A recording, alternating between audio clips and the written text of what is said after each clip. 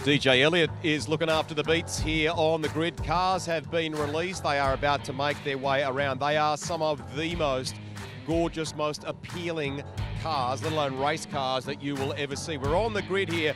Bella Limbruggen, Greg Rust and Thomas Randall, who is about to go racing. We're going to also let you loose with a microphone here to interview some of your competitors. That's going to get a bit loose, isn't it? I think it is. I'm looking forward to trying to find everyone else's strategy before I hop in later on. So I can't remember this ever happening before where someone who's actually in the race will go and interview and bug, whether that's Brock Feny or Brendan Leach or the Juice.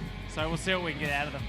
Cool conditions here, Bella, this evening. Yeah, certainly right. Temperatures really dropped here trackside. It was 20 earlier in the afternoon. It's dropped down to about 16 degrees right now. So, yes, cooler conditions to contend with than they did earlier in the day. But, Rusty, what a season we have ahead for this GT World Challenge. This is the second round here of a jam-packed 6-round season. It all began at Phillip Island a month ago, here to Sydney Motorsport Park this weekend, and then it's on to Queensland. We've got race at the Bend, Sandown, and it'll finish round 6 across the ditch at Hampton Downs later this year. So heaps of racing to look forward to, and tonight we're under lights. Just before we go to Chris Stubbs here on the grid, worth giving people a bit of a snapshot of the race. So you will drive the second portion of it. The pro drivers, if you like, the AM competitors are the ones who are going to start here, aren't they? Yeah, correct. So this is based off qualifying 2.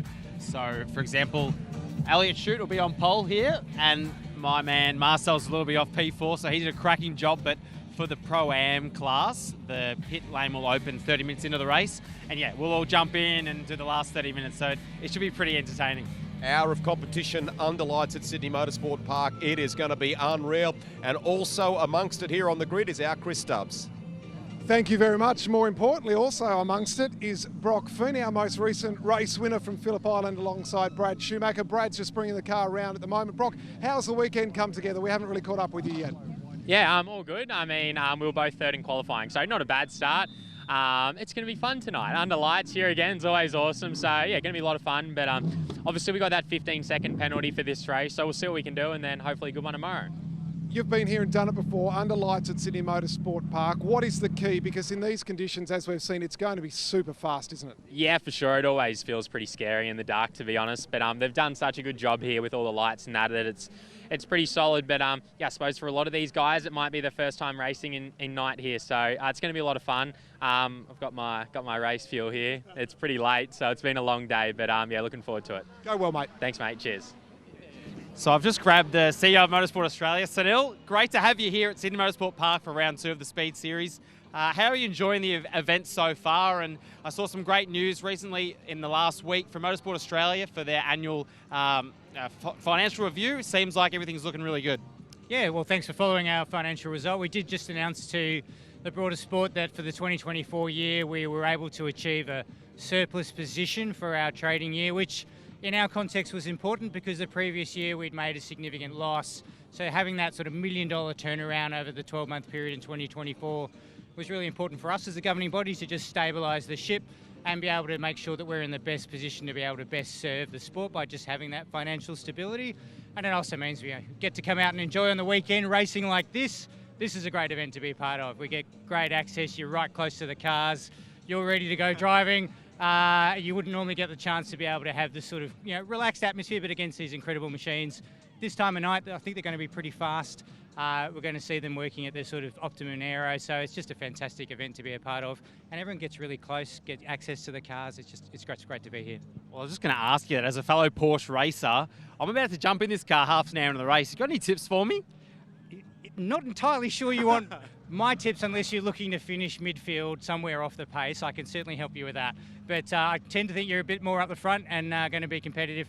It just looks like a great night to go racing. So I suspect it'd be interesting to see what the track conditions are like and how they've changed from earlier today when the sun was hitting the track and it was probably a bit warmer. So might be a little bit slipperier this evening, do you think? Maybe. I appreciate the tips. Great to have you here, and I hope we put on a show for you. Thanks, Thomas. Joined by Jaden OJ. The times yesterday were super impressive. We think we're in for something special here. Talk to us about the Merc and how it's come together for you this weekend. Yeah, I actually had to ask for permission to start this race after the qualifying efforts earlier today. But no, it's obviously a nice, cool night, which is perfect for lap times, as we saw last night. It was the first time I'd gone through turn 1 flat, which is an achievement in itself in one of these cars, especially in the Merc. So looking forward to getting stuck into this race. Obviously Paul will start from P9, so looking forward to jumping in about halfway and seeing where we can get to. Nudging 250 kilometres an hour, if you don't mind, they're going through turn 1, which is pretty damn quick. In terms of your last few weekends, second. It's about time, right? Yeah, thanks for reminding me. Hey, consistently on the podium, I'd take that. Yeah, correct. No, it's always cool. Like whenever you're on the podium's awesome. Obviously drove at Suzuka last weekend and the Bathurst 6 hour before that. But 4 weekends in a row, this is the 5th, and I've got another one next weekend in Mandalika for GT World Challenge Asia. So 6 weekends in a row. It's awesome to be driving that much. It's an absolute dream. So just loving every moment. Mate, a busy man, unlucky getting caught out by that red flag early today in qualifying. You're always going to be in it tomorrow. We look forward to the show then, but good luck in this one. Awesome, thank you. So I'm here with Brad Schumacher in the Kelso Electrical Audi, and you've done an incredible job, P3 in qualifying. Were you happy with that out there? Oh, well, I guess we'll have to take what we've got. No, pretty happy with that. Unfortunately, my push lap, we had a puncture with the tyre, so I had to pull out of it in turn 2. So probably could have put it a little further up the grid, but anyway, P3, it's up the front, so we'll see how we go tonight. My co-driver Marcel's starting right next to you, so fingers crossed he can get the jump on you from my point of view. But look, hope you have a great night, and obviously what you just told me off air is that you might have had a special delivery at home. Can you elaborate on what you just told me before? Yeah, well, I know that you're a pianoist. We've seen that before. I've got a beautiful grand piano that just arrived, and I'm inviting you to come and show us your skills next time you're in Bathurst. We all heard that on air. Quickly, Brock Feny, get in here. You're going to take over this car at the half an hour mark. Now, if I happen to be in front of you, are you going to take it easy on me out there? Well, I was just thinking what Brad said, that you definitely have an invite. We'll rethink that after this race. It depends how nice you are to us. But yeah, look, we're looking forward to it. It's going to be good to race against you. We've got that 15-second penalty carryover from Phillip Island. So it should be a bit of fun. We'll see what happens. Hopefully Brad can get his elbows out, get us to the front, and it'll be a lovely night. All the best, boys. Good luck. Don't go too well, but we'll see you out there. Thank you. Appreciate it, mate. Pleasure.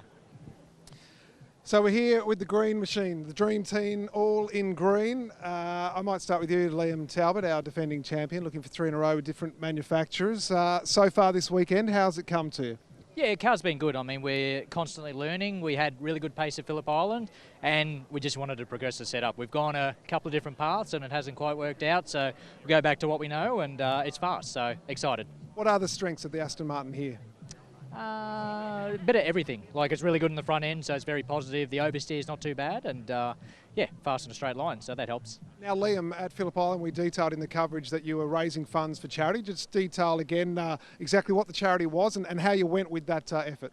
Yeah, so it's Children's Hospital Foundation. I basically want to match dollar for dollar everyone's donation. If you go to the QR code on the car here... Behind me, sorry. If you scan that, that'll go straight to the website, and tonight I feel very generous. I want to donate $150,000 to Children's Hospital Foundation. I'm very passionate and we need to make a difference, so we're not fighting for titles, we're making a change. Mate, that is massive, and I can hear people in their lounge rooms, the jaws are dropping, and a round of applause to you. I'll duck back under here and grab Declan. Whew, 150k, that is quite a contribution. How much are you chipping in? Fine, I'll do whatever I can. That's yeah, that's insane. Credit to Liam and also everyone who's been involved so far and helped out the foundation. It's really cool to have them on the car and also be a part of it as much as I can to support it and get the word out there, and to have Liam with me as well. He's a very big advocate for it, and yeah, it's awesome what he's just announced. So it's actually shocked me a little bit, lost for words. So yeah, credit to everyone. He said at the start, I'm gonna chip in a bit more cash. I didn't think it was going to be that much cash. That's awesome effort. Talk to us about how you've found so far the Aston Martin this weekend. Yeah, the Aston's been great. We struggled a little bit in qualifying, was our only downfall. We ran through a lot of testing procedures in practice and just changed it, basically everything that we thought we knew. We went and changed everything. And we came to a pretty good base in qualifying, but just missed the window. And with these cars, just a little bit of a miss is a massive consequence, especially with the field being so close. So yeah, for us, we know we can fight. We did it from last on the grid and finished second at the last round, and we're a lot further up this time. So I think we're going to be expecting to be on the top. Game on, he says. Game on. So I'm joined here with my co-driver, Marcel Zour. Firstly, thanks for giving me the call up. And how have you found the weekend so far? Incredible job being in the top 4. How was the qualifying session for you? And how did this all come about? Oh, mate, it's been I've missed Phillip Island. That was a bit depressing. So I thought home race, family, friends are all here. So I'll come and give it a good show. And I thought I'll pick up a decent co-driver, but last in the qualifying wasn't too good for us. But hey, we got tonight, so we'll have a good dig, and hopefully we can bring home something. I really need to pull my finger out, don't I? You got any tips for me? What do you think? Just finish. That's about it. No, you'll be right. We'll be fine. We'd have some fun and make a nuisance of ourselves. That sounds like a good plan to me. So you're in the Mercedes as well. You've driven a Mercedes at the 12-hour. Most commonly, you've been driving an Audi. How do you find the differences between the Mercedes GT3 and the Audi? Mates, I'm going to be really diplomatic here. They're both awesome cars. The real difference is with the Audi, I dive into it. With the Merc, I slide into it. That's probably about it. But no, this thing's a rocket ship, and I'm really enjoying driving it. So Taganis have done an awesome job to hand us over, turn us around the car pretty quick. So it's awesome. Well, good luck. Have a great start for both of us, and I'll see you in the pit stop. Cheers, mate. Thank you. He's loving his time out there, isn't he? From P8 today, Alex Peroni and Mark Rosser. Alex, I'll start with you. You've raced all sorts of machines around the world. Here you are under lights in the Audi at Sydney Motorsport Park. How does that stack up? It's pretty special out here tonight. Yeah, it's so cool. Like, it's really awesome to do night races. It switches up for us, and I don't know, it is pretty bright out here, so but I reckon we'll still be able to notice. Yeah, we're starting 8th. We were probably hoping for a bit more for both of us. Yeah, we knew this track wasn't really going to suit our setup, but we've improved it. We learned a lot from quali, so I reckon we can go forward for this race. Mark, for you, how have you found the car this weekend, and what are maybe the areas, as Alex referred to there, where the Audi's maybe not at its best? I think it's even more to do with the way we set the car up. Yeah, we're probably just lacking a bit of rear grip, but it's very similar to what we faced at the Enduro last year, so we're a bit off the pace during quali and the practice sessions, but at the night race we had good pace, so hoping it turns it on again tonight like that, and we'll be all right, we'll move up a bit. Fingers crossed, right in the mix. Go get them. Thank you. Cheers. So I'm next to the beautiful ITM Audi here of Tim Miles and Brendan Leach, starting in position number 6. How's Tim Miles feeling, and what's your game plan for when you hop in the car? Oh yeah, Tim did a really good job in qualifying today. We had a tough day yesterday. It was a mixed bag of running. So yeah, last night to get some laps was good, and we think the car's pretty good. So yeah, Tim's got some work to do, but I think he can move forward, which is nice. We did see last year in the Enduro, you got your elbows out on Chaz into turn 2. Are you going to be doing that again? Or like, should I be looking out if you're anywhere near me? I don't know. I heard you had to get starting permission to race today, so that you join the grid? Correction, for tomorrow's race, okay? So we're all good for today's race. But look, best of luck. Don't go too well, but we'll see you out on the track, all right, brother? Thanks, brother. Thanks, mate. Cheers.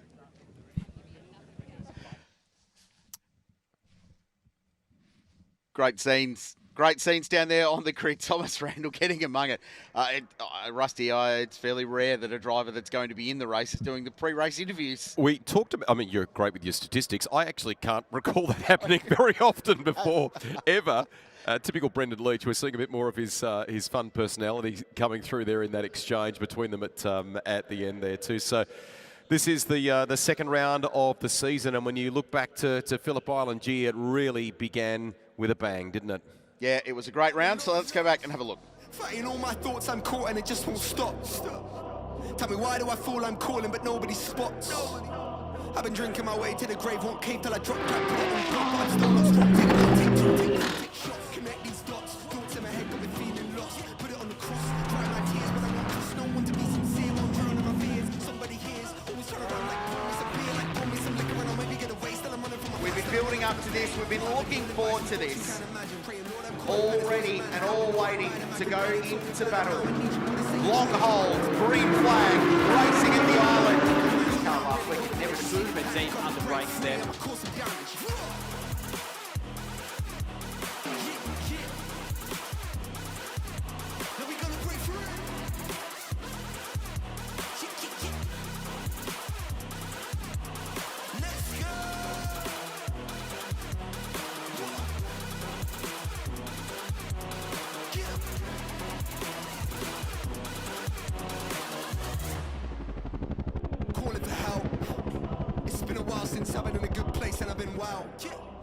When I'm stuck in this fear and this pain, then I hate myself. Like how am I gonna get out? I just fall down. Audi versus Porsche. Young Alex Peroni gets a jump and over the pole man. The Audi is struggling and there's contact. Can't do it. Oh, he's gone again.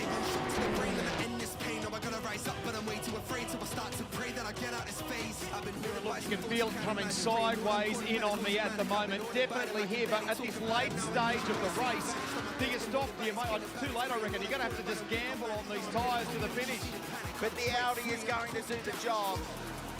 Brock Feny and Brad Schumacker win race 2 at Phillip Island.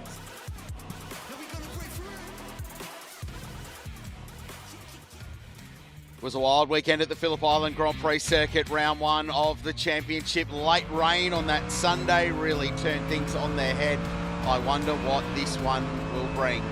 So we're looking forward to round 2 of GT World Challenge, powered by AWS. As the name implies, it is a global formula. This is a category that races everywhere around the world, and the Australian side of it, Rusty, has put on a great show over the last couple of years. This year more competitive than ever. Really, you know, proud to be here to see it, to enjoy it, and to sort of witness that, and to think that we have the man who's pioneered it globally, and you know, wherever you go around the world, SRO is so well represented. Stefan Rattel is here with us. So why don't we take a look at what it's like in one of these cars around Sydney Motorsport Park at speed.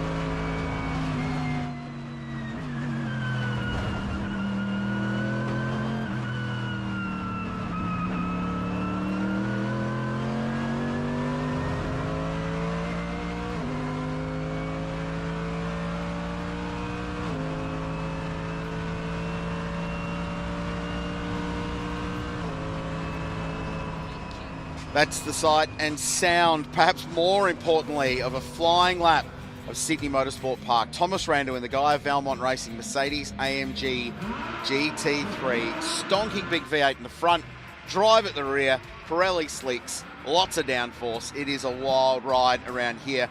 And Rusty, we were talking last night, and we had some inside information from some of the teams that one of them confirmed it to us. The minimum apex speed here at turn 1, 248 kilometres an hour. Minimum speed.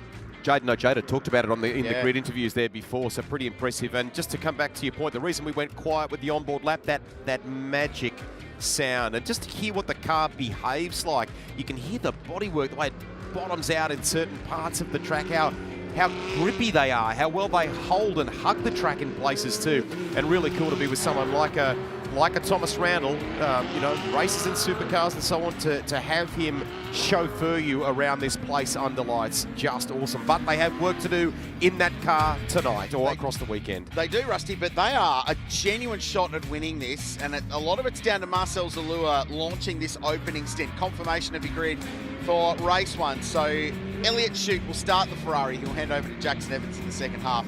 Amazing job from Renee Gracie. Incredible performance, front row of the grid in the Audi and top of the AM class as well. And then Gary Higgin and Matt Stupas, now they had a crash in qualifying, Their car had to be at pit exit with a minute to go, and it does not look like they have made the start. We'll confirm that for you as soon as we can. But that's the starting order. So Ferrari, 2 Audis, 2 Mercs. The Aston Martin out of 7th position will be key to watch. Stephen White will start the second Rise car out of 13th position. Jordan Love to take over. And we know as well that that Lamborghini out of 14th is super quick. Tony D'Alberto qualified that car second. That's where it'll start race 2. Adrian Deet starts it down the back for this one, but it should push its way forward. We'll update you on those relative class standings as well as the race unfolds. On the formation lap, lights are out on the safety car. This should be a fascinating 1 hour of competition, which, as Thomas Randall detailed on the grid there, with a little bit of an overview for you of what to expect in the race. There is a window where they conduct compulsory pit stops and times where they're stationary in the lane for a mandatory period of time, and that has already been predetermined, and we'll cover off some of those that are carrying a little bit of extra time in the wake of the opening round too, as a way of balancing out the class. And the car with the least amount of pit stop time of those cars in the top 4, Marcel Zour and Thomas Randall. They have 0 pit stop penalty time. All 3 cars in front, including Renee Gracie in the AM class for winning last time out, have longer pit stops. So, rolling start. We're ready. Round 2, GT World Challenge Australia, powered by AWS. Under lights at Sydney Motorsport Park. Ferrari versus Audi on the front row of the grid. Let's let them loose under lights. Big hesitation for Marcel Zour. It's almost like it broke into wheel spin. Down to turn 1. Gracie on the outside. Blue and white Audi chasing the red, yellow and green Ferrari of Elliott Shooten, going the long way around the outside as Brad Schumacher too far the long way around the outside. Gets out into the shale on the outside and drops it. Opens the door for Mark Rosser to try and squeeze past. Busy start to that. Gracie is hanging tough here in second position. She has not let Elliott Shute bolt away. Meantime, in behind Schumacher, gone. That's Aston. Second in the championship, Liam Talbot. There was contact. Zour off as well. The 44 car tumbling down the field. So a bit to unpack from that. And at the start, I'm not sure whether it got wheel spin or whether Zour was sort of feeling like he was checked up and got out of it for some reason. And then it's compounded when they get down to turn 5 there, on the approach to turn 5. So... Oh, no, as well, Tim the Miles Leach entry, yeah. Contenders falling early in this, right to the back of the field. And Elliott Shute starts to extend a little margin now, and Schumacher has got Renee Gracie for second and third. Ross is looking good too. Ross is nice and close there too. So the first 4 cars, Ferrari leading the way from a trio of Audis, but Ross are in the mix as well. Good start for Shute, but Schumacher towing up behind the Ferrari in the Audi. 1 lap down, 53 minutes of racing remaining. And Schumacher looks like he's in a really good position to have a run here. He does so, has a look at the inside. There's half a nose. He'll go wheel to wheel. Shute doesn't need to give way. They can go side by side. He's just off the road. And Brad Schumacher races his way to the front. How's the commitment from Brad Schumacher? That started off the exit of 1 on the run down to 2. He committed and went for it. And by the time they got to turn 3, he'd executed the pass. Shute trying to come back at him. So was there something that's happened as they crested the rise, perhaps? And Schute's back in the game for a Rise Racing. Might wrestle the lead back and does. Great racing under lights. Elliott Shute back in front. Gracie watching on in third, giving absolutely no quarter. And Mark Ross is there as well behind them. Sergio Perez in the first of the Mercedes AMGs. Under pressure from the Kiwi, Steve Brooks, the man from Christchurch, absolutely flying up to the back of Zour as well, and looking for a move, looks side by side with the Mercedes. Brooks is in 6th place, and he's lighting up the monitor as far as timing is concerned. The best we've seen through Sector 1 so far in this race. So out of the final turn, they come little sideways for the Kelso Electrical entry, and that's enabled Renee Gracie to get right up close to that other Audi as they run down the main straight here. Ryan Wood chewing the nails. Brock Feny's there, so's Brendan Leach. Schumacher strong. The Audi's traditionally very strong car. Under brakes, lots of stability. Braking stability important in GT racing, but the Audi's are traditionally a very good platform for that, but couldn't get the nose up the inside this time, so Shoot hangs on. The interesting thing, everyone going, we just really don't know what these cars will be like under lights. And they ran quite late yesterday, but the conditions were challenging yesterday evening. Yes, the lap times were super quick, but the track had been rinsed and it rained earlier in the day. So very different conditions tonight as Paul Lucitti gets a move. In fact, he's under pressure from Liam Talbot in the Aston Martin, recovering, trying to get his way back through the field. Yeah, a resurgent Liam Talbot, really close there at the moment, and that's knocking on the door of the top 10. So position 11 at the moment in the Shannons Aston Martin. Tim Miles with the best lap of the race so far, 1 minute 30.31. He's on the recovery road as well. Race Control has noted the incident between car 1 and car 7, so that is the Aston Martin with Liam Talbot. Car 7 is Tim Miles. They were the two cars involved in that drama at turn 4. Both of them spinning off. Shoot just settling now. He's got into his work and gradually just building a little margin over Brad Schumacher. 30.0, the fastest lap of the race for the race leader that time by. Margin a couple of car lengths. Through turn 1, Schumacher with a good run. Is it enough to get the nose up the inside at turn 2? Shoot turns in a little bit earlier and just covers that line. Gracie staying with them. And while Renee is an AM class car, she has got every right and the ability to run with the Pro-Am contenders. Someone else who's recovering as well after all the shakes, if you will, in the opening lap or so. Marcel Zour, best we've seen in sectors 2 and 3, and holding down 8th place at the moment, continuing to light up the monitor as we go to Chris. Yeah, well, we've also seen there, haven't we, some nice speed at the moment from Tim Miles, and he needs it. Brendan Leach is alongside the issue there on the opening lap. Talk us through what happened from what you've seen. Yeah, I think they had it coming together there with Liam Talbot. I'm not sure who's at fault. Cold tyres, it's very easy to spin, and as soon as you've had a bit of a moment with somebody, and it's hard to control the car on that first lap. So we've recovered. He's going really well. He's done some purple sectors and got the fastest lap of the race at the moment. So he just needs to get into a rhythm and hope for a safety car and see what we can do in the second half. You said to me, I only ever come to see you when it's bad news. Well, the bad news out of Phillip Island that you don't have a compensation time against you to carry into our pit stop today, so that could help and play to your advantage.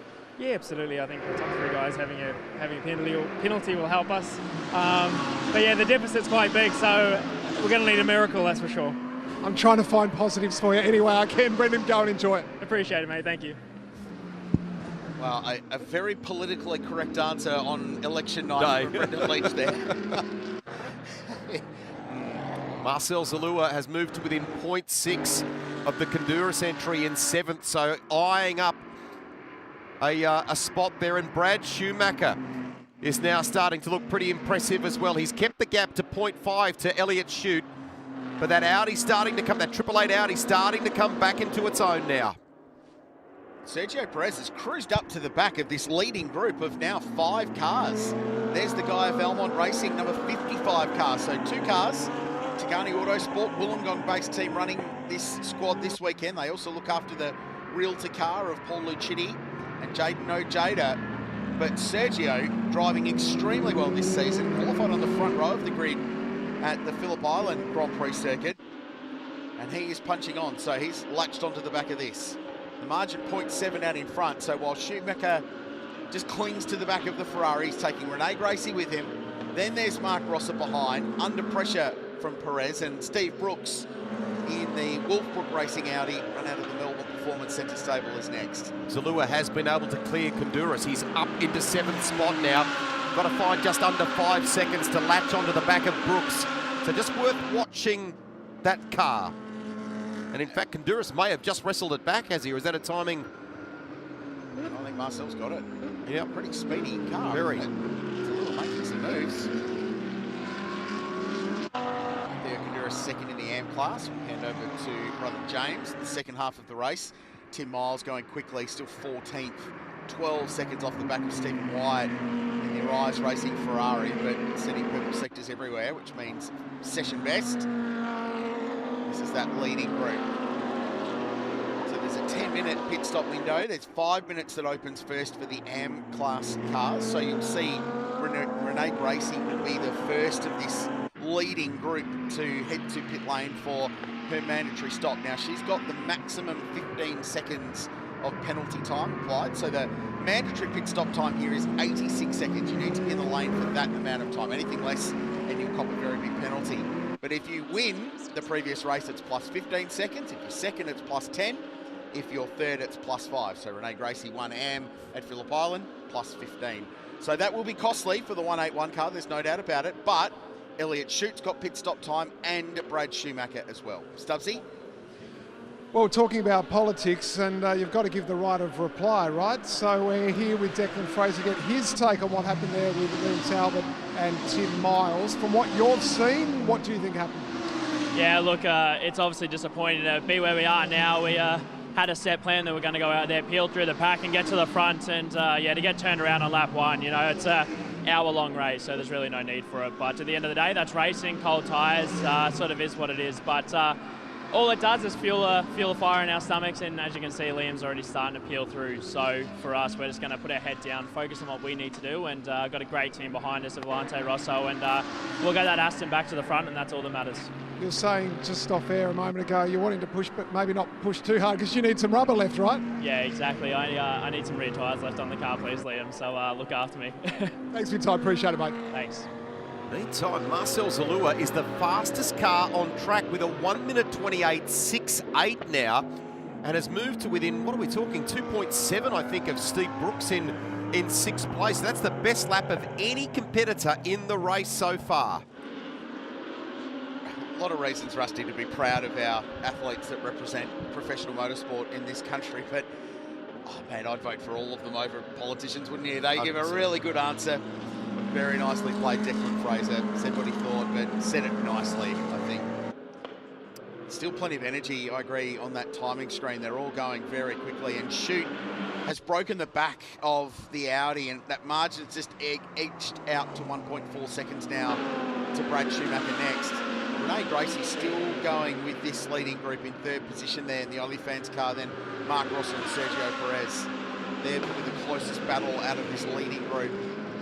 But all of them going quicker than they have all race. Close. The ACM Finance team, they were pretty frustrated with the way their weekend had played out so far, and you heard before the race that that car in the daytime conditions weren't particularly good, but earlier, but when the lights came out, and the conditions changed, the car was very, very good under the lights. We found that in the 3-hour endurance race that GT World Challenge had here last October. Zour has got to the back of Steve Brooks, yeah. 6th and 7th. We saw the other little move there a moment ago with Sergio versus Mark Rosser as well. So Sergio Perez moved that Mercedes AMG, and he's looking strong from a sector perspective as well. Up into 4th place now. Rosser is 5th. We've been talking about Brooks versus Zour, but it's Elliott Shute leading the way by 1.4 seconds from Brad Schumacher, with Renee Gracie, the leading AM competitor, and 3rd outright.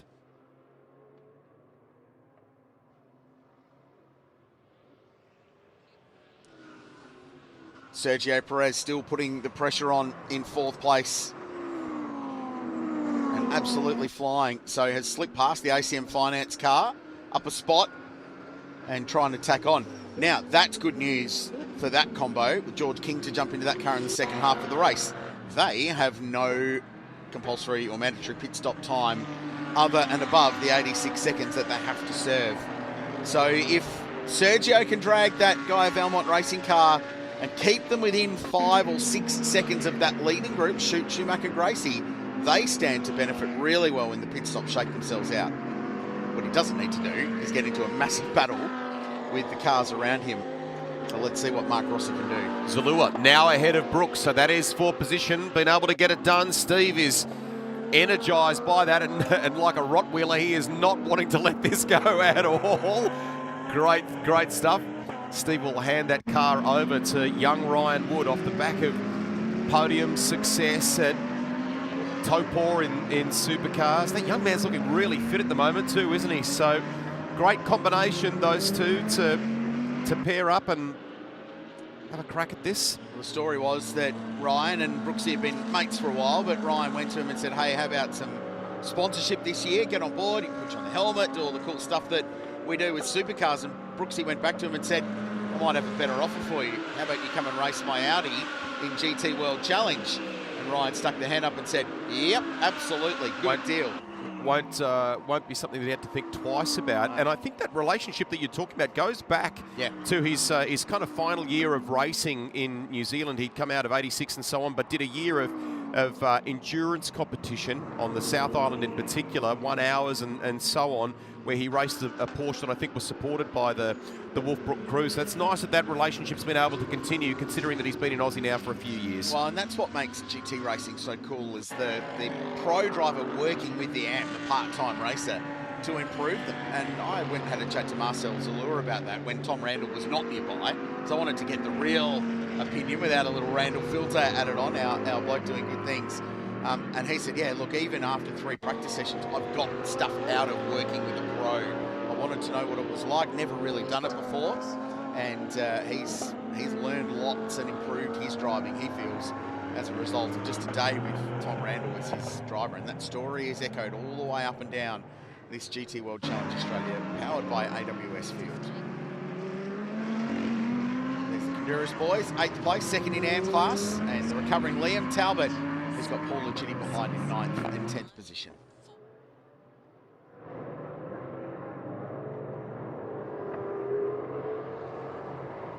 It is a marvellous sight at Sydney Motorsport Park. The lights ablaze on a stunning Ferrari run by Lance East Exotics and Arise Racing in the hands of Elliot Shute, who's come from the kind of pathway or approach to motorsport from some simulator racing and a bit of radical competition and so on. But wonderful that this organisation have given him such a big chance, a big opportunity. He's partnered with Jackson Evans and he is doing all the right things at the moment to lead this race by 1.1 seconds. You are watching our coverage of GT World Challenge Australia, powered by AWS, live and under lights at the home of motorsport here in Sydney, Sydney Motorsport Park. Brad Schumacher in second. Renee Gracie is third. Now, here's the car in the hands of, as the sparks fly, the 44 is in the hands of Marcel Zour. And just 3.2 seconds up the road is Mark Rosser in the Audi. So this car is eyeing up a top 5 spot potentially before their pit stop happens. And interestingly, only 10 seconds away from the outright lead of the race. And why is that important? Well, we've been talking about the mandatory pit stop time. So they've all got to serve 86 seconds, but that car will be in the pit lane for 15 seconds less than the car that currently sits in second position in the race, car 888. So hence the urgency. When that all shakes out, this car should be in front and in contention for a podium. Let's get an update from the lane. Here's Chris. I was almost tempted to give Thomas Randall the microphone and get him to interview himself. Tom, that was quite a wild and somewhat disappointing start to the race. That wasn't ideal. He got a little bit too much wheel spin, I think, off the start and lost a couple of spots. Went back to 9th, but he's actually done some bloody impressive overtakes, and he's up to 6 now, and it seems like he's lost some good pace. So just leave him out there for, I guess, the next 11 minutes, and then once the pit window opens, we'll do a driver change. And yeah, looking forward to getting out there and having a run against all the big boys. So it should be a bit of fun. I think the eyes are lighting up because, you know, in terms of compensation time, you've got a free hit against many of these competitors. So that's going to play into this. Yeah, I think so. I mean, the top 3 cars or 4 cars have got some pit stop compensation. Perez doesn't, which I think is good for them. So anyway, look, I'm just going to have fun out there. So I'm sorry I can't help you interview anyone in the next half an hour, Stubbsy. Well, I'm going to ask you then to put now on your reporter and commentator's hat the rest of the Tagani guys. Can you give us an update? The Honduras boys are trucking along really well out there, and Perez you've just mentioned. They are, yeah. Perez, I think, is up to 4th at the moment, so he's doing a really, really good job. And we're hunting down Rosser, who's in 5th. So Perez did a really good move on Rosser into turn 2, so he's going great. I think Lucchitti's in 9th, just behind Talbot, and the Honduras boys, I think, are in 7th. So we're thereabouts, but we'll see what happens when the pit stops shake out. Comprehensive wrap from Thomas Randall. Go get him, mate. Thanks, Stubbsy. And I'll take his word for it too. I question whether he was checked up at the start. You said straight out you thought it might have been wheel spin, and that's clearly what Thomas Randall has reacted to and feels the same way. So that's obviously a decent part of what hampered Marcel Zour to begin with. But the fight back's been super impressive thus far, hasn't it? And it's put them, importantly, which you've already alluded to from a numbers point of view, into a very good position before he hands that car over to Thomas Randall. Yeah, in these style of races, you've just got to be in the mix at the end of the pit stop. If you're somewhere around that leading group, you're a shot at winning a race in GT World Challenge Australia, powered by AWS. And that's what Marcel Zour is going to deliver Thomas Randall. So just to recap, Elliott Shute leads by 1.5 seconds. Jackson Evans will take that car over. Brad Schumacher will hand over to his mate Brock Feny, 1.5 seconds behind. Renee Gracie will hand over to herself after a pit stop. She's driving solo, leads the AM class. Sergio Perez has got George King alongside him, young Brit, who's come across to contest the full championship this year. They don't have any compensation time. They are in really good place at the moment. Behind them is Mark Rosser, who's got Alex Peroni. They also have no pit stop time between them. That is a race-winning combination last year in the championship, so they're in good shape. And I think both Zour and Randall in 6th and Brooks and Wood in 7th are only 16 seconds off the outright race lead. All of those cars, they're all going to be on top of each other or very close to that, Rusty, at the end of the pit stop window when it all shakes itself out. So, in short, as they often say in television, stick around. Don't change that channel. Don't change that dial, whatever you do. It's an old saying, a dial, isn't it? So, yeah, lots to play out here, and we're savouring the thought of that. Shute leading the way by 1.7 seconds from Brad Schumacher.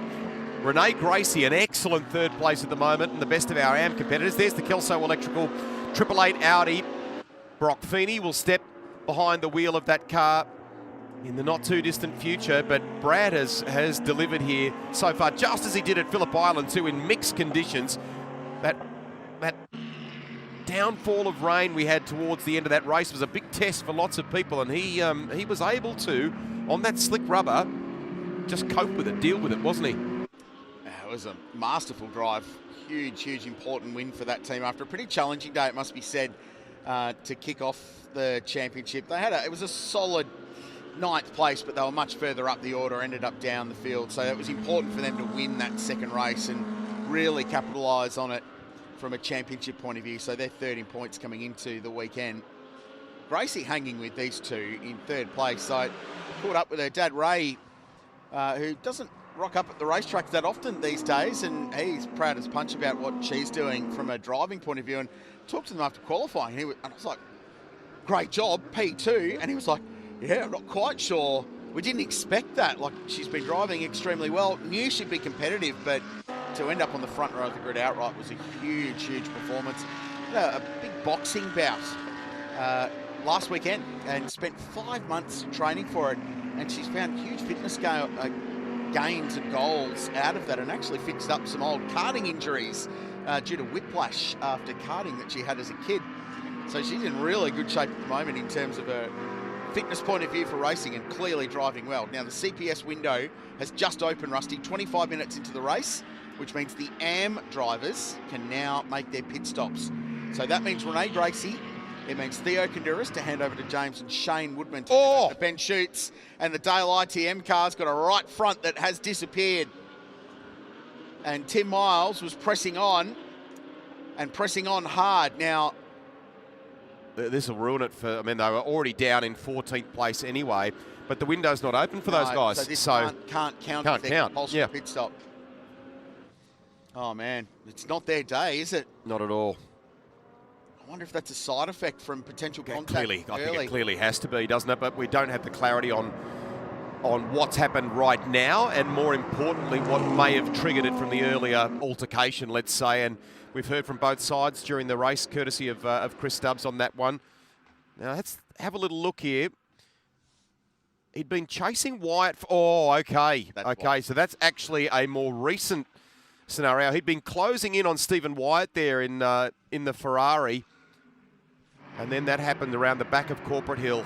And Tim will be dark on himself, I think, for that one. He'll be quite hard on himself about that. So he was hard on himself after qualifying 6th. He thought he had more to give. He thought he had another couple of tenths. It could have been a few spots further up the order.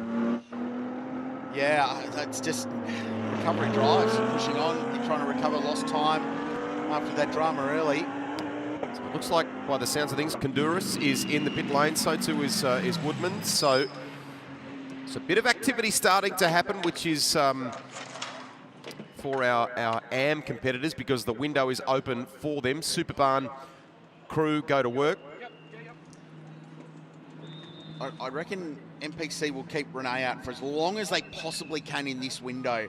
So cut it as fine as you can to get her stops to align as close as possible with the Pro-Am contenders. Their pit stop window opens at the 30-minute mark of the race. Here she comes, coming into the lane now. So probably could have got one more lap, but yeah. Not worth the risk, is it? So into pit lane, Renee Gracie comes, hits the marks, 40 k's an hour. Pit limiter on the 5.2 litre Audi V8, V10, I should say. Selling a few seconds short there. And she'll get down to the very experienced NPC team. The Black Wolf Motorsport Merc, Shane Woodman and Ben Schutz, two great mates who have done a lot of racing together here and abroad. Put together a really good program this year in their Mercedes AMG GT3. No need from Renee's point of view, for haste. The lane is relatively clear. The amount of pit stop time that you have, it's just a matter of just executing that nice and easily, gingerly, so to speak. Hey. Well, do you know the advantage she's going to have is that although she's playing for AM and in her own race, race car driver, she's going to want the ultimate outright result she can possibly get. She's going to have 2, maybe 3 laps up her sleeve on warmer tyres, on getting back into the groove after the pit stop, relative to the drivers that are going to take over these cars. So she's going to be sharp. She'll have a little bit of track position. It's going to be interesting to see how this plays out towards the end. The pros are coming though. They're not far away from taking over these incredible cars, and they will go very, very quickly. The lap record, race lap record, is 27.40, set by Swiss driver Maxi Hoffer back in 2023 in an Audi R8 LMS GT3. I reckon that lap record may have been changed by the end of tonight's race. Given the conditions, perfect. Perfect for that. Depending on what sort of tyre condition they're given at the end of it. That's the only little asterisk to that. You like a caveat, don't you? I love a caveat. Love a caveat. Fence said it, Rusty. 1.6 seconds is the margin. Shoot to Brad Schumacher. So Ryan Wood's got the helmet on in the background there. You can see that that's Brock Feny with the insert. He's ready to go too, and so is Brendan Leach. And was that someone looping around in the background? And around goes Mark Rosser. Was in 4th place. That'll be good for Marcel Zour. Now, was that brought on by some pressure, perhaps? What's happened there? Or was it on his own? Here we go. Keep an eye in the back. On his own. Wow. Zour was honing in, but wasn't really putting the attack on. Great recovery. Drove the car straight out of the ditch. It's very, very wet. Yeah. Off the racetrack. A lot of rain here in the week leading up to this. Now, the windows open and they blaze into pit lane straight away. So in comes Elliott Shute. They all want to get their pro drivers in as soon as they can. Brad Schumacher in from 2nd position. Does Perez come or does he go round a lap? The incident between Tim Miles and the Wyatt Ferrari's been noted by the stewards. That happened a little earlier there at turn 6, and Tim with the subsequent damage to the right front of the car. Ryan Wood looks on as the Kelso electrical entry is in. Brock Feeney's already there helping Brad Schumacher get out of the car. They are changing, are they, the right-hand side tyres there? Are they going to do all 4 or just the kind of working side here? I don't mind that move. You've got the tyre, you've got the tyre bank. I don't mind throwing a couple of tyres. Yeah, and more importantly, you've got time. Oh, and Marcel's missed his marks here. They're lucky they've got a bit of time and had to get in around the team car, that's why. So we'll give him a pass for that. First time back in the car this season since the Bathurst 12 hour. Sergio teamed up. And our boy Tom Randall will jump into that car in a really good position to capitalise on a shorter pit stop time. Came in 4th place with that that unfortunate lose for Mark Rosser there. So really good opportunity for this combination here for Sydney Motorsport as well. Now going super rapidly is Gracie, who's back out on the racetrack. There's the countdown timer. That's the Contender electric car. Away it goes. Brock Feny sinking into the Red Bull before this one. King beats him out. So that's a position change. So that's the Sergio Perez Guy Valmont racing car. And Randall follows. So his supercars rival, it's 888 versus Tickford, but in GT cars. So good, that's gain in terms of time, if not track position for Randall, who ends up lodged under the rear bumper bar of Brad Schumacher. The big winner out of that is the 55, but Jackson Evans beaten them all out of the lane in the Arias Racing number 26 Ferrari.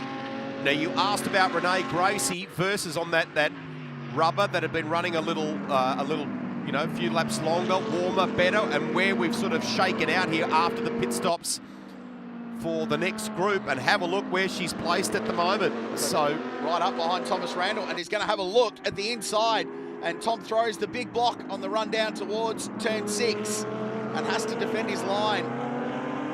His first laps in this car in the race. Gracie's fired up and has had a brilliant weekend so far.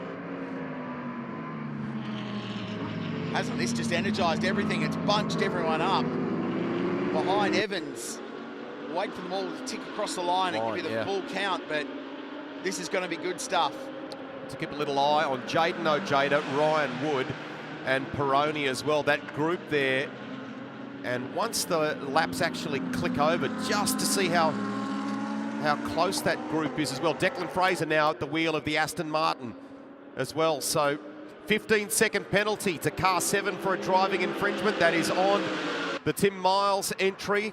That Brendan Leach is now behind the wheel of the Dale ITM entry. They have adjudicated that incident up at turn 6, and the stewards have moved. 15-second penalty. Feny was having a look at King. Big lunge. Peroni sails past Gracie and trying to get into this mix with Randall and Feny. They're almost 3 abreast coming out of turn 2. Awesome racing. GT World Challenge. King in front of them, the cork in the bottle, the 2 Guy Valmont racing cars. Around the outside goes the Fiend. Big move on Randall, who says absolutely not. Shuts the door firmly. Gracie's on the tail of this group here, and look at how they're all... This is awesome. It's almost like Formula 3 or something, isn't it? That's the reaction that you had here in the commentary box a moment ago. So while this is all washed out, I'm trying to work out how Jackson Evans has got 20 seconds on all of this. We'll get the team down to a rise and find out. The Ferrari's disappeared up the road. 28.4 for Jackson Evans, and he's miles in front. Get some clarity on that. That's got us a bit perplexed there. So timing monitor showing that Ojeda is going quick as well. Best we've seen in the middle sector. His target is Ryan Wood in 7th place. But he's got to find some 4.3 seconds. Back we go. Randall chasing King. That's for 2nd place. I'm a bit perplexed, Rusty. I'm not going to lie to you, because doesn't add up to me either. The 26 car came into pit lane with a 2-second lead. It had a 5-second pit stop penalty over the standard time, and it's merged out of all of that 21 seconds in the lead of the race. So I'm a bit perplexed about how that's happened. Jackson Evans is good. In 2 laps, he's not that good. Yep. In a field this even. This is, yeah, well, there you go. Anyway, Jaden OJ is utterly flying in the Realtor car in 8th position. So they've engaged juice mode, and he is pumping that out now a little bit further back. He's 32 seconds off the race lead, but not that far off the back of this battle pack, which has still got King, the 25-year-old Brit, who's raced at all the great racetracks, Le Mans and Spa among his favourites. And and he's got Thomas Randall behind him. This is the fight for second and third. Teammates, Tagani Motorsport and Gaia Valmont Racing behind the Brock Feny, then Alex Peroni, then Renee Gracie still going with them. And Renee's just been passed by Alex Peroni for 5th place. Thomas is flicking the lights, trying to get this done. Steve Brooks looks on from inside the Melbourne Performance Centre garage there. His driver at the moment, Ryan Wood, that he shares car 88 with, is in 7th place, but Ojeda is again looking mighty. He's just done a new fastest lap. Jaden Ojeda, 1 minute 26.42, and it's down to 1.7 seconds. He is closing on Ryan Wood. Those Mercedes AMGs can run so low. One of the tricks of balance of performance, the equalisation measure across all of the cars, the makes and models in GT racing is ride height. And the Mercs can run low, so you always hear them scraping and scraping on the ground. 1 minute 26.42. Jaden Ojeda last time round doesn't just break the lap record, smashes the lap record by a second. Absolutely destroys it. The Realtor car going forward in a hurry, and Ryan Wood is his next target. And last time round, he was 1.4 seconds a lap quicker. So Jackson Evans leads the race by a big margin. King, Randall, Feny, Peroni all dicing over 2nd, 3rd, 4th and 5th. Renee Gracie still leads the way in AM.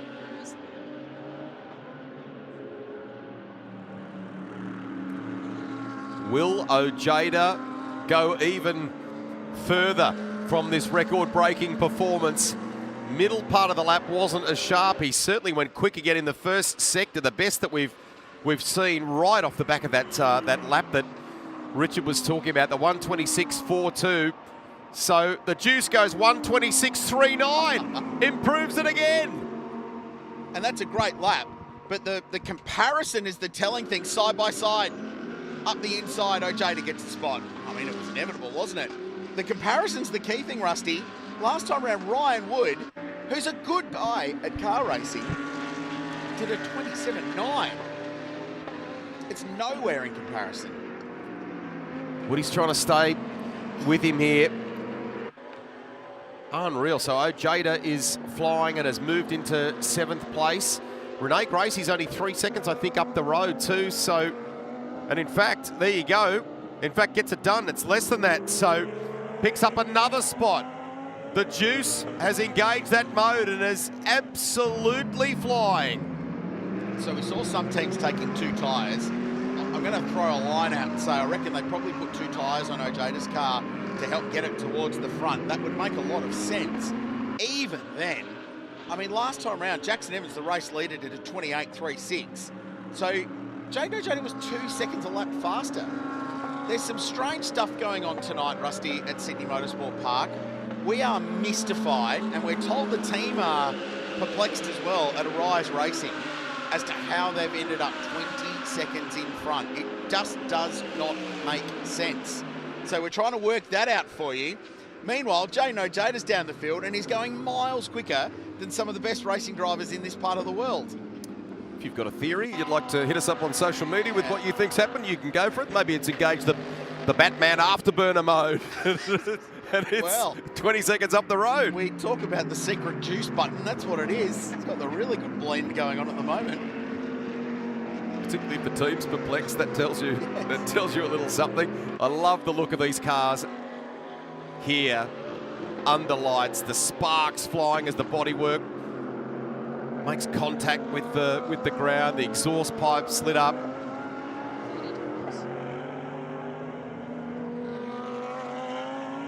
Tony D'Alberto's 9th at the moment. I thought they might make a little bit more in the way of inroads in that Lamborghini Huracan, but we'll wait now that he's behind the wheel. Second half of this race. Let's see what TD can do.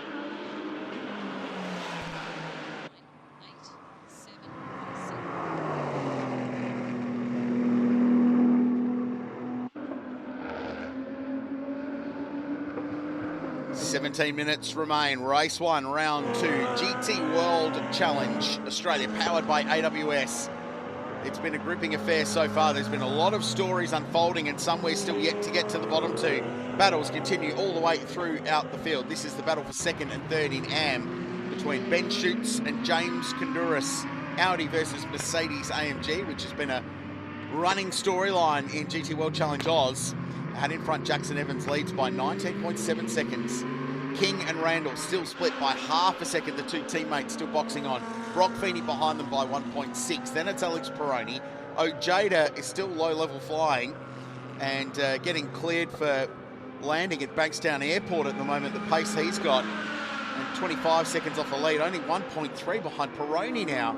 So he's got incredible speed in the realty car. Ryan Woods is next. Then Renee Gracie leads the AM class and is in 8th position. Alberto Knight in the Lamborghini, and Jordan Love has moved into 10th position, having taken over the second Arise Racing Ferrari from Stephen Wyatt. That's how things stand. 16 minutes to go. I wonder if Chris Stubbs can shed any more light on the craziness tonight in Sydney. I'm going to try. That's all I'm going to say, is that I'm going to try and work out what has happened here. Elliot Shute, if I could just jump in there with you, mate. Congratulations, you got a 20-second lead in the race. Is that all you? To be honest, I'm not sure. But I'm glad that's where we ended. It felt like for me the rears went off a fair bit throughout my stint, so I was a little bit nervous getting out of the car for Jackson's sake. But yeah, I'm glad that we got to get a 20-second lead, not quite sure how though. In terms of the rears, you decided not to put tyres on. A lot of teams went with the right-hand side, the loaded side here. You guys didn't. You think the pace will be okay? That's good to know. Yeah, I think so. I hope so. Probably the guy to speak to is Adam. I think he'd know more about it. Well, let's do just that. Adam DeBore, the chief engineer here. You've just been thrown under the bus. Elliot said to talk to you. So two things. You didn't put on tyres, but more importantly, how did you get 20 seconds in front? Well, warm tyres are faster than cold tyres, and I don't know if you noticed outside, but it's pretty dark. So we know that we struggled yesterday getting tyres up to temperature, and we made a calculated decision to keep them on and see if it pays off today. There you go, the brains trust. He's keeping the brain warm there with the beanie, and it seems like it's working. He's just played the right cards. Still a long way to go, but we're happy at the moment. Thanks for the insights. Cheers, buddy. He does a great job there at Arise Racing, has worked with Chaz Mostert, was formerly at Walkinshaw and Andretti United, and I think it was kind of a loose plan to maybe focus a bit more on the sort of family and go-karting, and this project came up, and he's jumped at it and has really enjoyed being a part of it too. Big commitment from Arise and Lance's Exotics, and he's been a big part of it. I'm still confused. I can't see. Was that how. the cogs ticking? Your cogs ticking? And then not particularly fast this time on a Saturday night. Give you the hot tip. Yeah. So that what Adam DeBore was saying is they kept the hot tyres on the car, and that's allowed them to build that margin. So it's basically outlap and those early laps after the pit stop. They still had 5 seconds extra pit stop time though. I'm still not quite sure how they MacGyvered up what would have been. So let's call it 15 seconds then. Anyway, they've done it. Great job. Awesome. Strategy masterstroke of the year. And they're 18 seconds in front of this warring paddle in the Merc. So great stuff. Jackson Evans looking for their next race win, and what would be their second race win of the season, having won race 1 at the Phillip Island Grand Prix second. Just a full stop on the temperature thing. 12.7 degrees outside at the moment, so she's probably brisk. I think the beanie was a giveaway, wasn't it? That Adam DeBore was wearing there before. Now we need to watch Jaden OJ. So he's up to 5th in this race. Fastest lap of the race. You know that. He's 2.6 seconds shy of Brock Feny.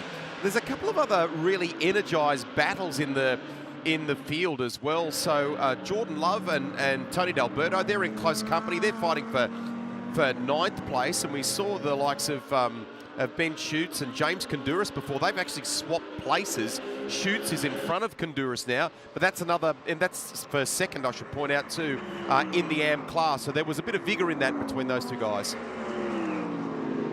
Jaden OJ is a shot at a top 3 finish in this race, and that's massive. So he's 1.8 seconds behind Brock Feny. I say that, he might well catch Feny. Getting past Brock Feny will be very, very challenging. And the Feny's just done a 27.8, which is his best lap of the race in car 888, the Kelso Electrical Audi.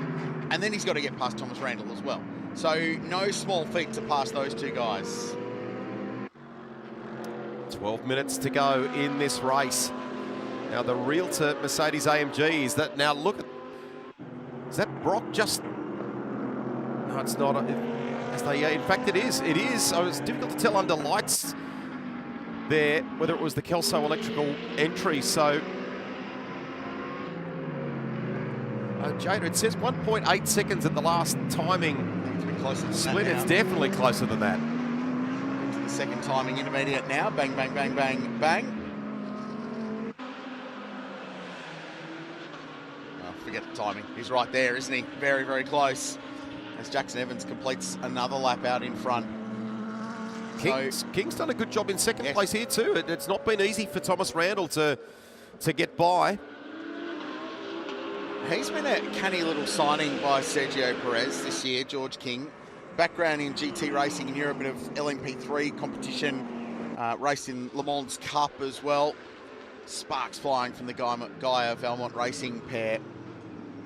One of those unheralded, there's so many really good GT drivers in Europe that no one's heard of in this part of the world. But there's so many seats over there, there's so much opportunity. So this is a great chance for him to strut his stuff at the front of a highly regarded, highly professional and very competitive GT World Challenge series. So it's going to be good for his business moving forward, but great for Sergio Perez because he's staring down the barrel of a podium finish potentially in this one. And this is all concertinaing up. So Feny's catching the two Gaia Valmont cars in front as well, and Ojada's catching a lot of them to try and get that car onto the podium potentially. It's that line out of Days of Thunder. I've seen it on television. Coverage is excellent. Oh, now got loose on the run down into the right-hander, and that is all the invitation that Jaden OJ needed. That's a rare moment from Brock Feny. I don't know what's happened there. Just maybe the rear wanting to step out, and he's got his hands full here now.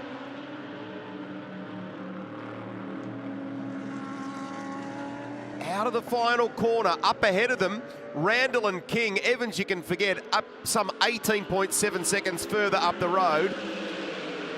Good recovery here from Brock Feny, but it has put or enabled Ojeda to almost latch onto that back bumper bar. Sparks flying from the Merc, braking zone, turn 2, sends it up the inside. Feny's going to have to give him a little bit of room here. The door opens for Ojeda for them to go side by side. Feny will have the correct racing line for 3. I don't think Jaden Ojeda particularly cares.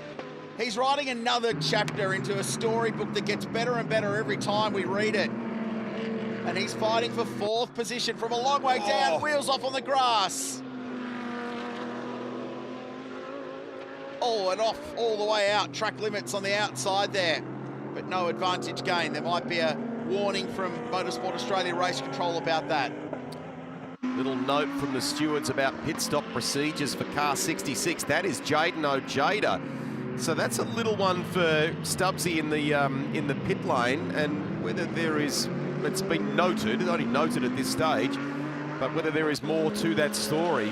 I'd suggest if it's been noted, it means another team has perhaps sent it upstairs and gone, hey, have a look into this. Dobbing on their rivals. Please have a look, investigate, would you? So the Motorsport Australia stewards will look at that. This battle's just come alive a little bit too. It's a bit lockstep for a while there between King and Randall, but all of a sudden, Thomas is a little bit closer and a little bit more energised in this battle for 2nd and 3rd place. There'll be some pretty strict team orders here, you'd think, between the two of them. We talked in qualifying, we were worried about the fact it could be Marcel Zour and Sergio Perez getting into each other, but instead, it's their pro driver teammates. Just emailing race control about Richard Crail while I sit here, see if they take some action. I'll take action against myself, it's all right. Drive for a penalty, Crail. Negative. Randall has lots of experience in the AMG GT3. He's only done a couple of races, but they're 12 hours long. The Bathurst 12-hour starts with Scott Taylor Motorsport in the AMG GT3, which is part of what made him such an obvious choice for Marcel Zour to go racing. Ojeda's not worried about the old track limits thing at 5 anymore, is he? I don't think. To be fair, it hasn't triggered the timing loop there, so electronic timing loop on the outside of 5, so if you go too wide, it pops up on the timing screen and race control can see it. He's been just inside the line the last couple of laps. Best of our AM competitors remains Renee Gracie. She's in 8th position in this race and looking like, with 7 minutes remaining, taking out the class. Schutz is ahead of James Konduras for 2nd and 3rd respectively in AM. And that was a change of position. So Schutt's got in front of James Kinderas for second and third, and has since pulled away from the Canberran in the Supermarkets Audi. They're 12th and 13th. You can tell them apart by the red numbers or red highlights on the timing screen and the timing totem left of screen. Ryan Wood's got ahead of Peroni as well too. That's a change of position up into 6th. They've been fighting away. You can see in the background there, OJ and Feny. So it's back on again with 6 minutes to go and he's clear. He's ahead now. It's about to be a three-way fight between 3 Mercedes for second, third and fourth place. And if the 2 teammates were worried about each other, they've got a bigger problem now. And I wonder if Randall can play rear gunner a little bit for King. Well, at the moment, he's attacking because King's had to defend on the run into turn 6, and that's going to open the door for Randall. He gets a very good run out of that slow corner around Corporate Hill. He's going to get this move done. He does. Thomas Randall goes to second. We might let him back on the broadcast tomorrow for that. Nice pass. And now... Track limits. Yeah. Jaden OJ. So they've noted it. Race control, the bad sportsmanship flag for the Juice. Again, he closes up. Look at the car speed he carries up to the back of George King.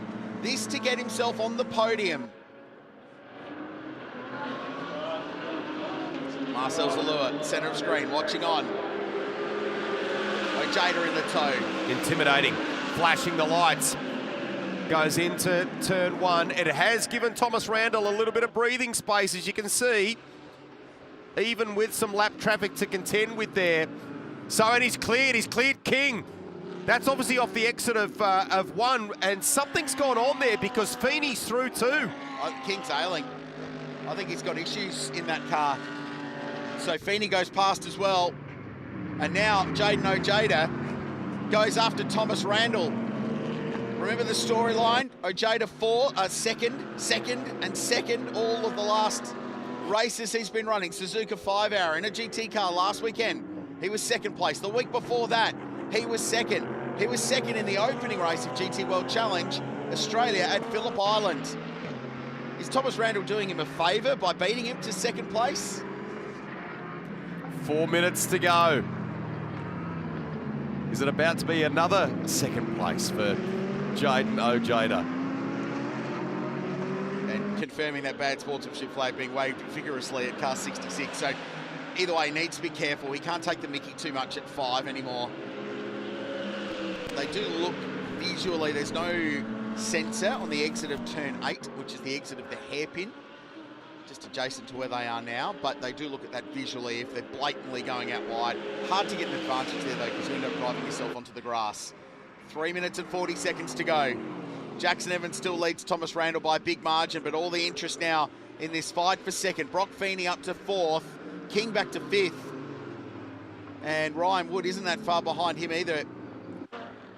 Gee, there was some foam from one of our signs down there at turn 2. Was that from the run down there where we saw King lose a number of spots, or was it something else? Is it still ailing that car? Hasn't lost a massive amount of ground relative to Brock Feny. It's 1.5 behind. But I wonder if there's a little moment that's, well, not little, but judging by the amount of sign damage down there. 3 minutes to go. Jackson Evans and Elliott Shute just need to strike this home to grab their second win of the season, extend their championship lead. Closest championship rivals, Declan Fraser only 11th. It has been a tough day for the Aston Martin. And they need to bounce back tomorrow here in Liam Talbot and bank some championship points. Brock Feny and Brad Schumacher. So Feny 4th, good haul of points, but it's only opening the door for Evans and Shute to build a championship margin. And why, you might ask, are we talking championship? Well, there's only 6 rounds. There's only 12 races. Every single race is utterly critical to building this championship picture as we race towards the grand finale, the start of November, which will be held at Hampton Downs, an hour south of Auckland in New Zealand. That is going to be something incredibly special. Ojeda on the flasher. Randall's played this game before. 0.7 officially the margin, about 2.5 to 3 Mercedes AMG lengths between second and third. They were pretty even last time by. Thomas with a 1:27.88, Ojeda a 27.9. So not much in it. Thomas, I mean, there's probably an argument here that he's done the right thing, played the team game with King, but maybe that masked his speed. He's clearly got pace here at the moment. He's doing a good job. Well, and the counter to that is that Ojeda has used a lot of his Pirellis getting to where he is. Punched out a lap record that was more than a second quicker than the existing benchmark. So sorry to Maxi Hoffer if you're watching. Your lap record at Sydney Motorsport Park has been obliterated by the Juice by 1.1 seconds tonight. But he's used a lot of the tyre to get to where he is. Randall's just set his PB first sector of the whole race. So he's flying. That's an unreal lap time in racing conditions. Admittedly, at night, under lights, nice and conducive to it. A 1 minute 26.39 around this place. Very, very impressive. When you consider that the qualifying records are a mid-25, it's extraordinary. A high 25, I should say. They didn't get quite close to it. So Brendan Leach did 25.8 last year as the quali record at this venue. So that's huge. Massive lap time. No one else has got near that mark. No one else has got in the 26s at all. Everyone else's fastest lap of the race is in the high 1 minute 27s. Jackson Evans hasn't even needed to trouble the 27s. His best lap's at 28.2. His best lap of the race is 1.9 seconds slower than the guy in third place at the moment, and yet he's 16.5 seconds up the road leading, which is still one of the great mysteries of our time. We'll unpick that for you overnight. Tune in tomorrow, 7 Plus and 7 Mate. Check your local guides and your EPG for details. Be worth tuning in because there's going to be some stories to be told after this one. So clock counts out now for the race. They should get the last lap board this time by. Just get the last 2 laps, or the last lap, I should say, between these two. They were separated by 0.02 of a second. So it's toe-to-toe stuff at the moment.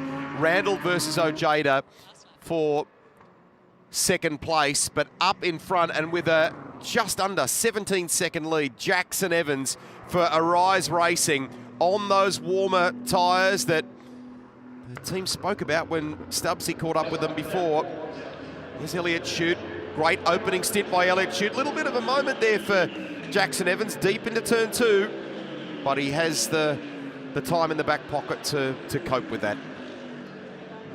And after a year last year where the inter-team battle at Arise Racing was fascinating, and Liam Talbot and Chaz Mostert were the headline show and ultimately won the championship. But these guys just nibbled away at a couple of race wins and they felt like they were building. Elliott especially in his first year in a GT3 car, and a great show of faith from Arise Racing and long-time backer Lawrence Escalante and Lance East Exotics to get behind this young guy and give him a go. Second year round, he has elevated his driving enormously.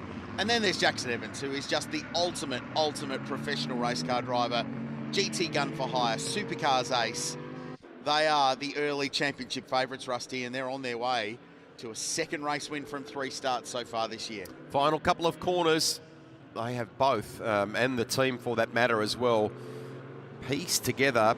Something that we also need to kind of debrief tomorrow. How on earth did they do it? They're going to win by some 16.3 seconds. Congratulations, Elliott Chute. Jackson Evans, they win under lights at Sydney Motorsport Park for Arise Racing. Randall v. Ojeda. They come to the line. It's Thomas. And he'll be happy with that too. Traded the microphone and we were more than happy to let him do that too, to go racing tonight. Great job. And Ojeda third with another aspect to that story, and that is an unbelievable new lap record. 1 minute 26.39, a new marker, somewhat more than a second quicker than the old one. Crushing performance from Evans and Chute, but what a drive. Jaden Ojeda and Marcel Zour and Thomas Randall. Marcel drove superbly in the opening race, but remember, delayed on the opening lap. So there might be a little question of what could have been for that duo. I don't want to take away a second place result. Huge performance, but wow, they gave away a lot of time early in the race and they had no pit stop time. Renee Gracie wins the AM class. And this has been one of the great drives in her racing career. Qualified on the front row, ran with the leaders in the early stage, ended up 10th outright as the pros and the works drivers all carved their way through the field. What a day, what a race at Sydney Motorsport Park. And it's Arise Racing GT on top for the second time this season. The Ferrari 296 GT3 is the winner at Sydney Motorsport Park. Thomas Randall and Marcel Zour. Welcome back to GT Racing, Marcel. He only missed the first round. He Bathurst earlier in the year. Held out Jaden OJ. So the run of seconds comes to an end, at least with a third, to be fair. You'd like it to be the other way around, but still a great drive by he and Paul Lucidi. Brock Feny and Brad Schumacker, quiet day in the end for those guys. Involved in the scrap early, faded late. Fourth place for the Audi. George King and Sergio Perez. Mysterious little drop towards the end there for King. We'll get to the bottom of that. Ryan Wood and Steve Brooks were next. Peroni Rosser, Jordan Love was next. Renee Gracie wins the AM class. Unfortunately, the trophy class car, Matt Stupas and Gary Higgins did not start the race. Highlights. GT World Challenge Australia, powered by AWS. What a cracking car race this was. And Gracie from the outset was very racy and put the pressure on Elliott Shute. And the battle was on for the race lead early. So dramas earlier, Miles and Liam Talbot, the defending champion, had contact. The Aston Martin turned around, the Audi delayed. Then this fight for the lead, and very momentarily Brad Schumacher wrestled the lead away from Elliott Shute. He then repassed the Audi and took it back. Steve Brooks putting the pressure on Marcel Zour, who was on the comeback trail. Big contact here down the inside on Stephen Wyatt was Tim Miles. Caused damage to the right front of the Dale ITM Audi, and they would ultimately finish quite a way down the field, 14th place and a lap back from the leaders. Strange spin here at turn 4 for Mark Rosser in the ACM Finance Team BRM Audi R8. They ended up 7th here, and Alex Peroni was in the fight at the end. This after the pit stops. Oh boy, wowee, was this energised.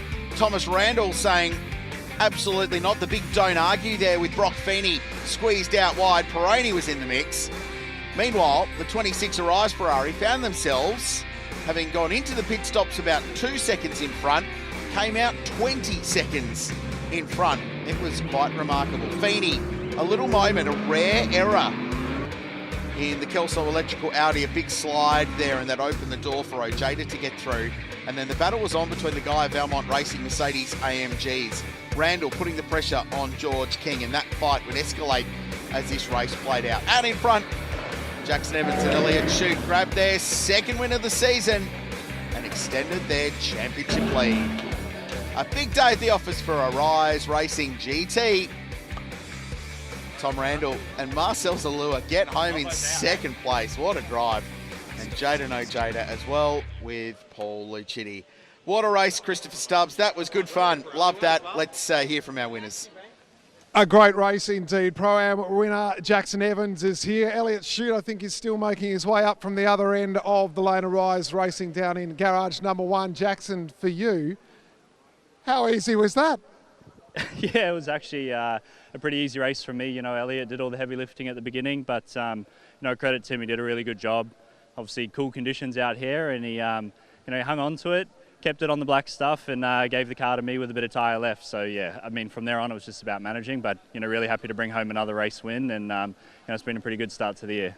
Now, how are you with strategy? Because we've asked Elliott, we've asked Adam De Bore how you managed to head out with a 20-second lead. Do you have any idea? Were you expecting that when you hopped in?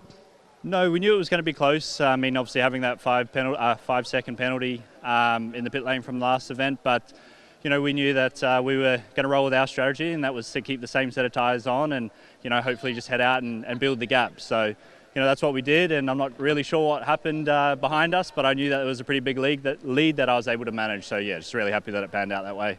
So there we go, guys. We're sticking to the story that it was the decision not to put on cold rubber. Jackson got the job done. He had a nice lead, but you must be stoked. Yeah, mystery solved. I think the no tyres really did us a good favour, but yeah, it was still an intense start and really happy to get the win. Elliott, in terms of how this team is coming together this year and the title charge, it just doesn't get much better, does it? Yeah, look, we're in a good position, and I'm feeling a lot more comfortable in the car. So I think I've sort of hit my stride, and hopefully can keep going. All right, race on. Well done. Congratulations, guys. Cheers, mate. Thank you. Cheers. All right, so they were our Pro-Am winners. We'll move on back and find our Am winner, Renee Gracie. Renee has had a busy week. She's been in the ring with the boxing gloves on, and you were fighting hard out there tonight, Renee. That is outstanding. Your qualifying effort was something to behold as well.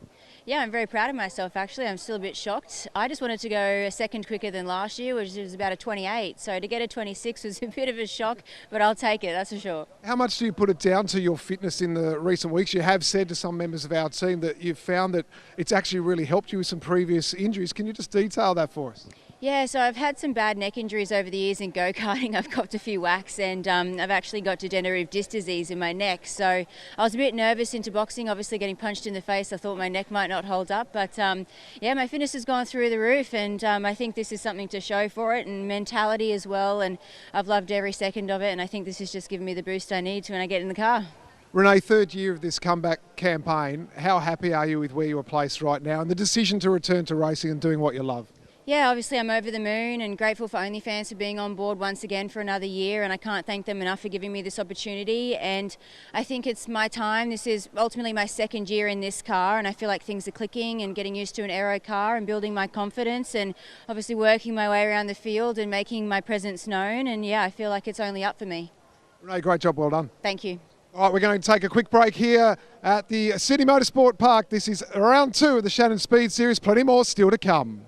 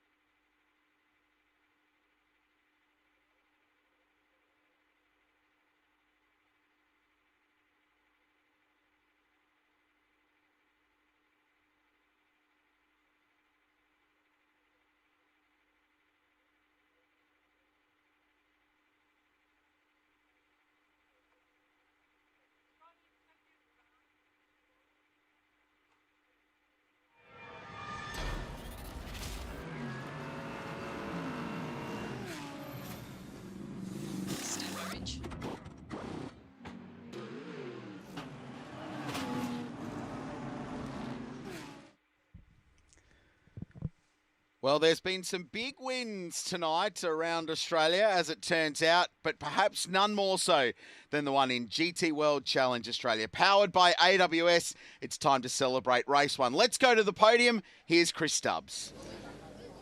Welcome to the podium presentation for race one of the 2025 GT World Challenge powered by AWS. Presenting the trophies today, Steve McLaughlin on behalf of Pirelli. Please welcome the top three placed cars for the Pro-Am class. In third place, Jaden OJ and Paul Lucitti for Realza Tigani Motorsports.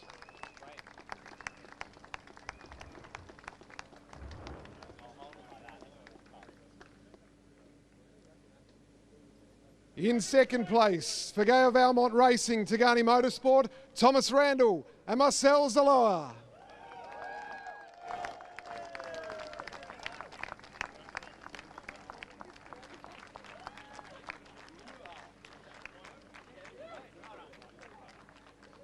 And in first place, for Arise Racing GT, Jackson Evans and Elliot Shute.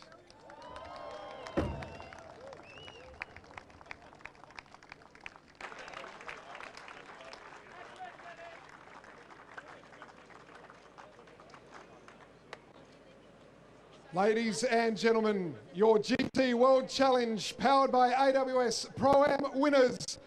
We'll pause for a picture. Big smiles all around at Sydney Motorsport Park. We can pop down the trophies, and now for the celebrations.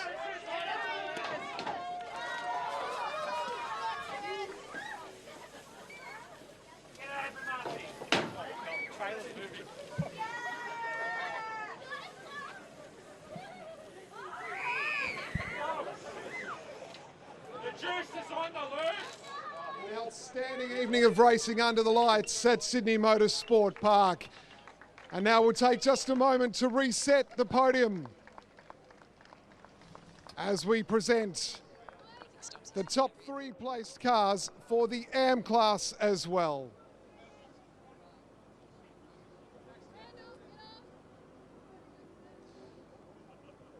Our third place drivers for Superbarn Supermarks, Tigani Motorsport, James Kondouris and Theo Kondouris.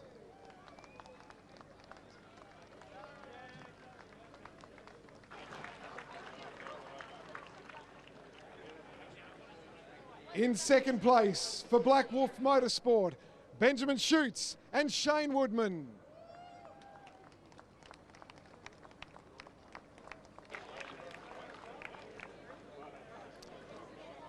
And in first place for OnlyFans and Team MPC, Renee Gracie.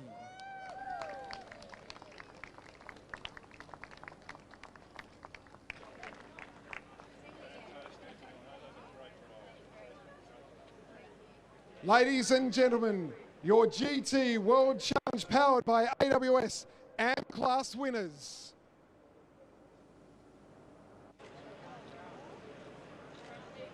And with the pictures now complete, let's enjoy your celebrations.